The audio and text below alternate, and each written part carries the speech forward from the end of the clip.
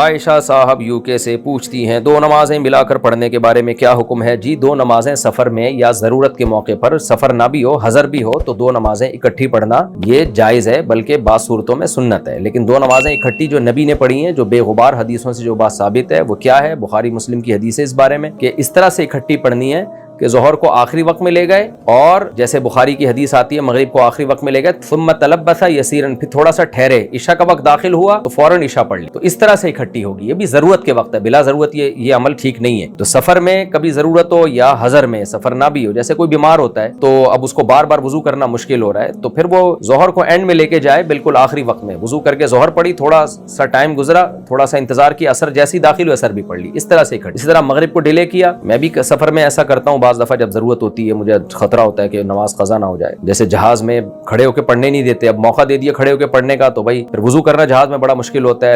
جب لمبی فلائٹ ہوتی ہے، پھر ہم ایسے ہی کرتے ہیں، ٹائم دیکھا بھائی ظہر کا وقت ختم کب ہو رہا ہے، تو اس میں ہم نے وضو کیا، اور جیسے ہی ظہر کا وقت ختم ہونے میں تھوڑا سا ٹائم رہ گیا، ظہر پڑھ لی، تھوڑا سا ٹھہرے اور دیکھا بھائی عصر کا وقت داخل ہوا، فوراً عصر پڑھ لی۔ اس طرح سے نبی صلی اللہ علیہ وسلم سے دو نمازیں اکٹھا پڑھنا ثابت ہے۔ باقی جو اس کے خلاف دوسری حدیث ہیں، وہ سند کے لحاظ سے کوئی بھی صحیح حدیث نہیں ہے، تو اس پر میں انشاءاللہ بہت جلد ایک ویڈیو کلپ بھی ریکارڈ کروانے والا ہوں کہ دو نمازیں اکٹھی کیسے پڑھی جائیں گی۔ ہاں، حج پہ نبی صلی اللہ علیہ وسلم نے حقیقت میں اسی طرح کیا کہ ظہر کے ساتھ عصر پڑھی اور مزدلفہ میں عشاء اور مغرب ساتھ پڑھی ہیں، وہ حج کی خاصیت ہے، کیونکہ حج میں سارے احکام خلاف قیاس ہیں۔ محمد ممتاز مکہ مکرمہ سے، ہم 200 کلومیٹر کے سفر کے لیے گھر سے نکلے، اس وقت ظہر کا وقت شروع نہیں ہوا تھا، لیکن جب بس اسٹاپ سے گاڑی میں سوار ہو کر نکل رہے تھے تو نماز کا وقت شروع ہو گیا، مگر بس والے نے 1 گھنٹہ سفر طے کرنے کے بعد بس نماز کے لیے روکی۔ ادھر نماز پوری ہوگی یا قصر؟ اگر آپ مکہ شہر سے نکل چکے تھے، 1 گھنٹے میں تو نکل چکے ہوتے ہیں، تو پھر قصر نماز پڑھیں گے آپ، کیونکہ اب سفر شروع ہو چکا ہے نا، شہر سے نکل گئے ہیں، تو قصر نماز، اس سے کوئی فرق نہیں پڑتا کہ نماز کا وقت داخل کہاں ہوا تھا۔